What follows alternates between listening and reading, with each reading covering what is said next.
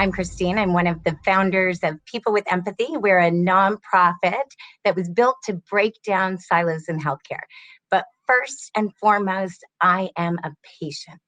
So, sorry, it's 4:30 in the morning and I lost my train of thought.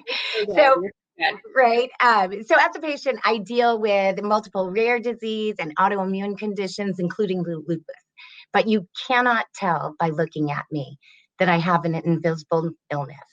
This makes me a chronic maintenance patient. And for those of you who may not know, to put it in layman's terms, it costs an awful lot to keep me alive.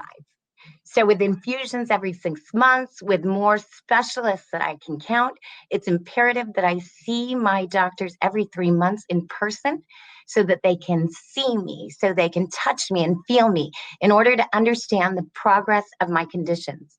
So with COVID-19 at the forefront of healthcare, I've seen my own care suffer. And I'm looking forward to sharing my perspective and speaking with all of you afterwards. So, Hana. Awesome. Well, thank you, Christine. And so before we get into more about listening to the patient voice, and particularly I'm excited to chat and hear your voice and perspective, Christine, how do you get to the point of listening to the patient voice in the first place? So especially for pharma or folks who have typically been restricted from engaging, from communicating directly with patients, it can seem pretty daunting. So where do you begin? So as someone who's spoken on the conference circus about this very topic for quite a bit of time, most of you know my answer. So the only real way to engage the patient community, in my opinion, is to become part of it. And this doesn't mean stepping in and paying patients to do a survey or talking them into clinical trials. This means living and walking and breathing among them. People often ask how to market and how to engage our minority communities. And how do they do that? So, oops, I'm sorry. I'm losing everything today. It's one of those days for me. So people often they often ask how to market and engage our minority communities in clinical trials. And I can tell you that the number one way to do this is to build trust. So don't engage the patients at the last minute. Engage them from the beginning. Treat them as equals, but guard them like your children. So a board member of mine just recently told me a story, and he said someone was talking about getting into healthcare and in the nonprofit space. And his response to them was, you don't want to get into this industry, that they eat their young. So my response to him was, they don't just eat their young, they breed them specifically to eat them, which is also kind of the mentality that I think industry has taken about patients.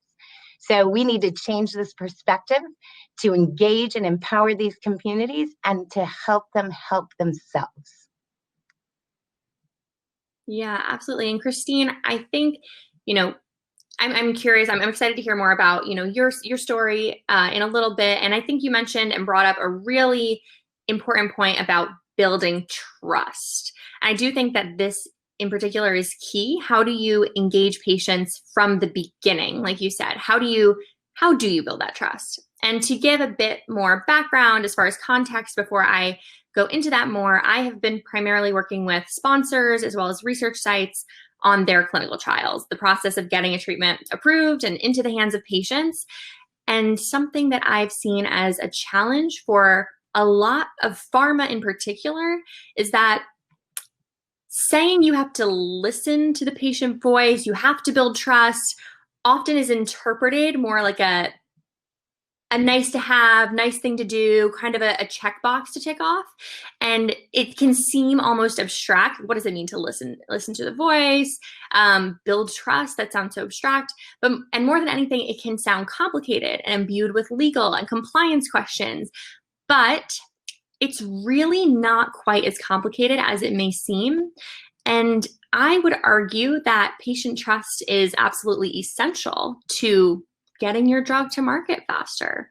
And I'm going to go ahead and focus a bit more on pharma here before we, dive more into patient specifics, because listening to that patient voice has been a pretty strong issue in this area, and it needs to be addressed in order to advance medicine and get treatments to patients faster. So first of all, why is it not that complicated? Well, the technology is there to help facilitate the communication that is necessary for building trust directly between sponsors and patients in even de-identified manners. So the technology is there to facilitate making this less complicated than it seems. And it can be fairly cost effective too.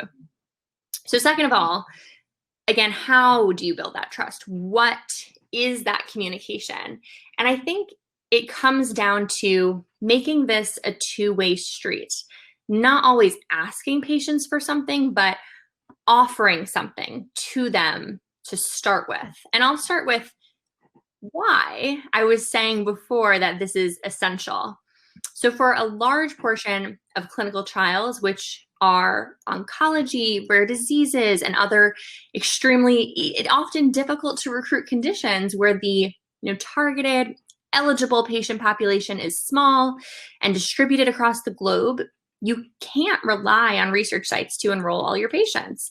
The majority of sites will simply not enroll in time or as expected. And Christina, as you know, that's just the fact that more than 70% of clinical trials are delayed, and direct-to-patient outreach is needed to compensate. And before you start going to patients with advertisements saying, apply for my study, which will be needed at some point, you can already begin engaging with them.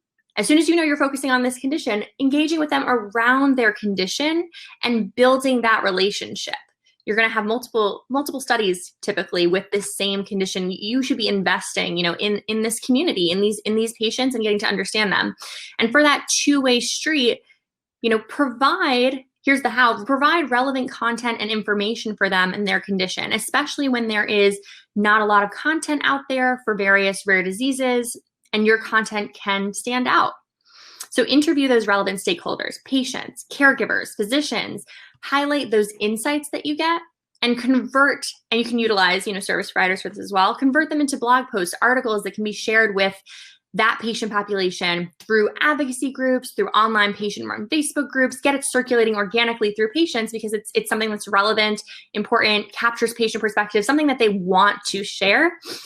And at the end of those resources, the end of those articles, you can have the option for patients to opt in to learn more, where you can then share more of that relevant, helpful content, and then say, here's a trial you may be eligible for, or we'd love to get your input in trial design. So you're asking patients to lend you their voices so that you can listen, but starts with providing them something helpful, something relevant, building that trust. Why should they be helping you? What have you done for them, honestly?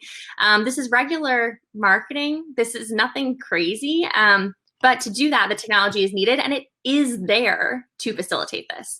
In addition to typical engagement folks are thinking about with patients during and after studies, that before is needed. And in regards to that after studies, not only sending post-trial results, but utilizing this technology so you can reach back out to patients after the study who applied but did not end up enrolling, and say, you weren't eligible for that study, but we would love your input in the next trial design or for an interview to optimize your overall processes to make sure that this trial is done correctly with the patient's perspective in mind from the beginning.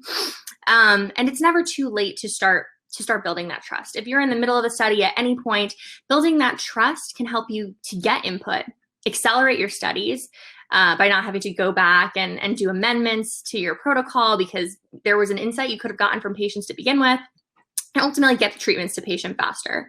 So facilitating this communication among other types to, accelerate enrollment is something even my company, Patient Wing, has been enabling. And, join us in the Q&A or reach out. We're happy to talk more about this. And so now that we've talked about listening to the patient voice, including in the context of the beginning of the journey of medicine, with COVID-19 going on, there's a much larger transition happening to telehealth right now, which is great. And at the same time, it's important to recognize the limitations of technology. So that being said, Christine, I would love to hear from you about your experiences thus far, both positive and negative with telehealth.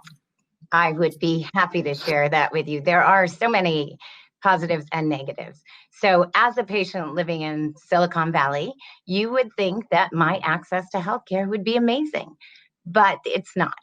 So since COVID-19, there have been positives and negatives that have come about in my own care. So on the positive side, my mental health is better than ever. With regular psychiatry visits, I have the right meds and a good therapist. I've been able to stay sane, which some people aren't out there. So who would have thought I would thrive in the middle of a pandemic? But on the other side, I do have concerns.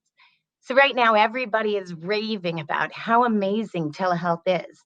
But what about the maintenance patients like me, whose doctors need to see and touch and feel us? Sometimes it's just not possible to conduct a thorough examination without that person sitting right in front of you. So right before the pandemic hit, I received a call from my doctor that there were some issues with my lungs. At the time, it was serious, and if my symptoms worsened, I was to go straight to the ER. I wasn't having issues right then, but about a week later, I started to. And this was right in the middle of when Sarah Cody shut down the 6 counties in Northern California. So now all of a sudden, this issue that was severe enough to warrant an ER visit was now minimized to, you have an inhaler and you have a nebulizer. Let's just wait and see. So as a patient living with multiple conditions and several different specialists for each of those, I have an issue with that.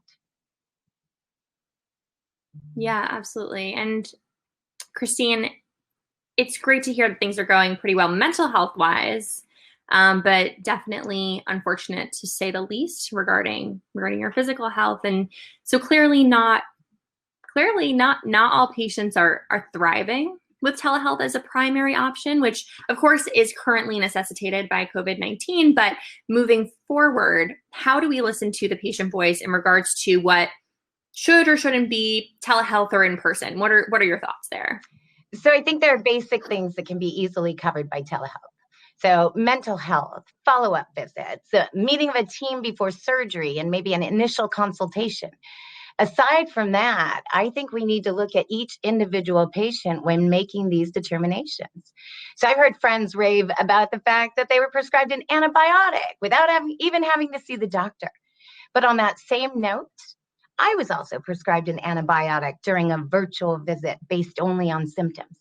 So at the time, I was miserable. I took the medication prescribed in the hopes that it would just work. And needless to say, it didn't. I ended up with a severe yeast infection, sorry, because of it. But if someone like me, who's a seasoned patient advocate, and I'm desperate enough to try anything to alleviate my symptoms, what's a normal patient supposed to do in this situation? So certain types of situations warrant an in-person visit. In the instance of physical therapy, I've also heard people say that our online therapy sessions are great. But what happens when, as a patient, you don't push yourself hard enough, or you're not doing the exercise right? You're doing it incorrectly. So I'll be honest with you, I hate pain. And if I had to rely on only myself to follow through on physical therapy, I wouldn't have tried that hard. So we need to keep in mind that we need you to empower these patients to take care of themselves, but in a way that we can do it safely. So why can't we allow patients to really monitor themselves at home by giving them tools and resources to teach them how to care for themselves every day and not just in an emergency situation? So Stanford, I'm a patient at Stanford, and they have this amazing program that I'm a part of called Human Life. And as part of this program, I received a wireless blood pressure cuff, a scale, partial genome sequencing, and access to pharmacogenomics. And all of these things were provided to me at no cost in an attempt to save costs for them down the line. So patients need access to their own medical information, and they need to be involved in the decisions that are going to affect their own lives. Yeah, absolutely. Christine, thank you for sharing that. And I think it kind of segues well into our next question here, another topic to talk about, which is how do you think that we can be utilizing the patient voice to drive health tech? So I think the first thing that we need to realize is that patients already have their own communities. They have people that trust, and this is not insurance companies, it's not pharma companies, not nonprofits, and not even their own doctors. So regardless of what anyone thinks, most of these patients are highly intelligent, and some might actually consider us experts. But living with a chronic illness or a rare disease gives us a special ability to be able to connect with others like us, both in person and virtually, to build networks intended to give purpose to our seemingly meaningless lives. So one of my most recent diagnoses was an ultra rare disease called AAG, autoimmune autonomic gangliopathy. Still trying to learn it. But in regards to my patient community, most people in industry would have no idea where to look. But as a patient, I know others who have this condition, many of whom have reached out to me online after hearing my story and dealing with their own frustrations. So through this collective intelligence, many of us have reached a diagnosis. We've found options and treatments that we may not have considered. And at the same time, we've built our own community and our chosen family. So as an industry, we need to realize that there are patients who feel worthless, that they're living without purpose, like this illness ruined their lives. But why not change that focus? And instead of ruining their lives, maybe that illness built their lives. We have an untapped workforce of people doing your job for free, hoping to find answers for themselves or their loved ones. And these people are the experts. They're the ones that hold the key to unlocking those hidden communities and who will eventually become the way for industry to really connect. So be there, employ us, live among us, breathe the same air, and live in our lives. We're not a checkbox for product development. And I think if COVID-19 has taught us anything, it's that we're all basically the same. We all need to know that we're seen, that we're heard, and that we can be helped. And we need to know that we're valued and that we have a purpose. So don't walk in and out when you need us, only to desert us when things don't go your way. Remember that this may be your job, but it's our lives. And as an industry, we have the technology. As people, we're using this technology. And as patients and experts in our disease spaces, we can help you to develop products with real patient insight and perspective, not only saving you time and money, but also building trust. Christine, I love the point. You just that phrase, like this, like, and it's so true. This might be your job, but this is our lives. This is pretty much everything. And like you said, patients are the experts on their condition, having lived with it. And on a slightly different topic, I also think simply hearing the patient voice, story, experience can really serve as fuel for any scientist, any technologist, any clinical operations person to get to that end goal faster and make sure that that patient voice, those insights are incorporated in order to have a people-centered product and process to get there faster, because that end goal is important. We've seen at what remarkable speeds people are operating currently at to get solutions for COVID-19. And a lot of patients are suffering from various diseases without anywhere near the same level of urgency, importance, and efficiency that is being attended to COVID-19. And of course, some red tape may have been cleared with COVID-19, but it's still important to keep that patient that you are helping constantly at the back of your mind, and take the time, even with your company, bring these patients in to hear their experiences so you know how you may be best able to address their condition or alter their lives. Keep thinking regularly, is someone waiting on me to get this site initiated, to launch this product, whatever it is, to like improve or save their life? And that timeliness can matter. This isn't quite technology related, but I think it's still relevant and applicable. One of our, advisors at Patient Wing, TJ Sharp, who we work closely with, he's a stage 4 melanoma survivor, and he found out about a clinical trial that he was eligible, but he had to wait 5 weeks before starting this trial, which can really feel like a lifetime for a patient who does not have a lot of time, whose clock is literally ticking. And why did he have to wait 5 weeks and he had to put off a decision on starting another treatment in the meantime, which can be a really incredibly stressful thing and extremely worrisome. And so why did he have to do that? Because paperwork was essentially in the hold. TJ was, familiar with the industry. He was savvy. He contacted the sponsor, the pharmaceutical company, one of them that was running this trial. There were 2.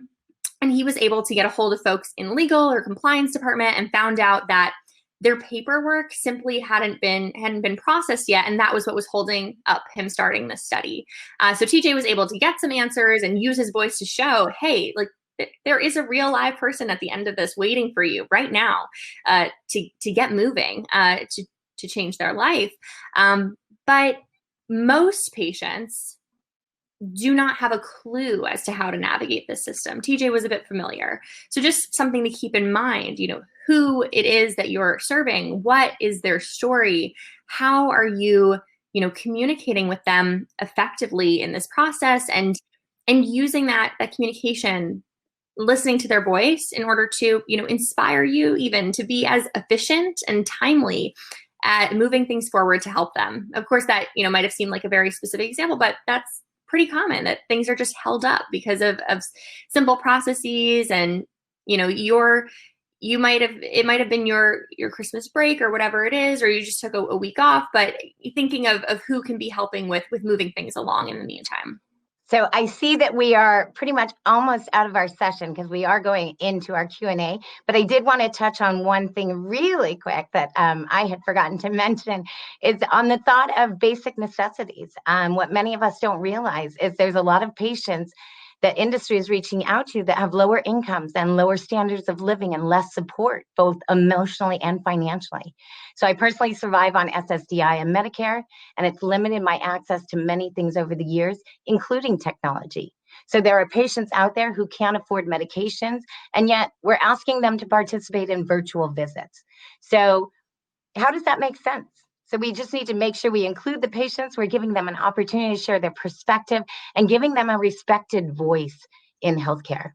And I think that we are about out of time, and we're going to be in another room answering questions. Hana is going to throw up our slide right there with our contact information in case you want to get a hold of us later. And if you want to join us in the room, I guess we'll be there next. So I think now we're supposed to leave. And we're holding on. So in the meantime, we're not leaving yet. You get to look at us for a little while longer. And I think, though, we had this huge topic about all these things we wanted to talk about.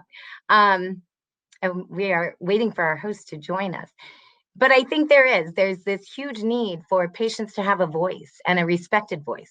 And I do want really quickly to tell patients that part of this is our job as well. We can't just expect a cure. We can't say we want a cure and not participate in clinical trials. This is a partnership, and that's how we have to look at it. So we're waiting for Miriam to go live in a minute.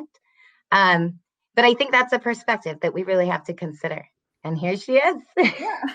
So great. That was so inspiring. And you have a lot of overwhelming agreement with the importance of patient engagement and giving them the opportunity and to listen to them, genuinely listen to them. So I would really direct you to the question and answer room where you have a lot of overwhelming questions. And I'm sure you're going to enjoy responding to the participants just for the sake of the time. And now we are now going into 15 minutes break, and I will encourage you to visit the cyberspace and the networking area in the time. You can also use the one-to-one video chat on the People tab if you wish. For more extensive networking, the event app, of course, is solely done for this purpose. And now I really want to thank everyone who have joined us this mid-afternoon. Thank you so much, Christine and Hannah, and enjoy your question and answers session and interacting with people. And the next share is going to be Andrew Schroeder, a Vice President of Research and Analysis, Direct Relief. He's going to share the next afternoon session for you after the break at 1:20 exactly. If you would like to see the Cyberchark, the 10 minutes pitch session, where 3 startups will pitch in to 5 investors and advisors, followed by question and answer, please click on sessions in the toolbar and find the Cyberchark room. It was an absolute pleasure to be here with you this afternoon. Thank you so much for you, and also for the other 2 panels that shared with us their wisdom. Great life to you, Christine, and thank you, everybody. Enjoy the rest of the event. Thank you. It's fun. We'll see you in the room. See you soon.